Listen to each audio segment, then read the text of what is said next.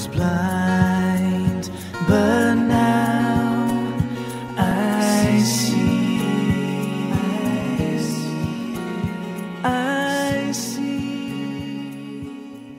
Ron jumped in the driver's side while I swung my legs into the passenger front seat. We were ready to leave Martinsville, Indiana, and head home. Ron put the key in the ignition, and I sat back, ready to read and ride through the hours of the late afternoon October sun. But the car was dead. Not one thing stirred in all that huge hunk of metal, rubber, glass, and leather.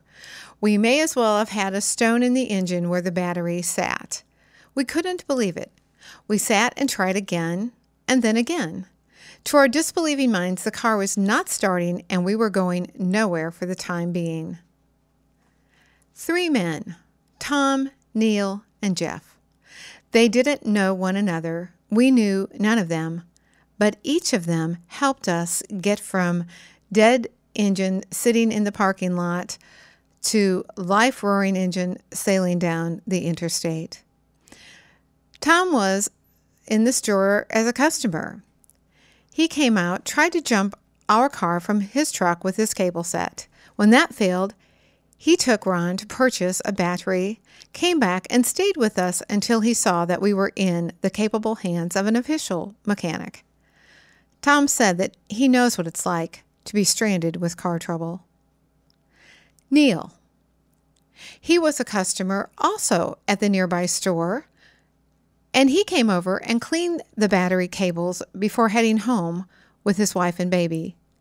He restores cars for a living. I imagine he would not want his wife or baby to be stranded.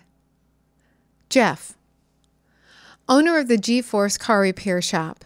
He brought diagnostic equipment. Not only was he able to help change the battery, but he was able to save all the car's computer data and check to see if anything else was wrong. He came at the end of his workday when his own shop was closing, when he could have gone home. He was concerned because he didn't want us to get overcharged and taken advantage of being out of state. He wanted us to get back on the road so we could travel home. His charge? Nothing. He just seemed to be kind-hearted from having helped so many people. Do you wonder what God can do for us when our spiritual batteries are dead? Do you wonder if He cares? Here's what Ezekiel says God will do when we scrape away the corrosion of wrong thinking and doing. God will actually be the master mechanic of our heart's engine. Here's what He has to say. And I will give them a new heart, and I will put a new spirit within them. And I will take the stony heart out of their flesh and will give them a heart of flesh, sensitive and responsive to the touch of God, that they may walk in my statutes and keep my ordinances and do them. And they shall be my people, and I will be their God. Don't sit by the side of the spiritual road stranded.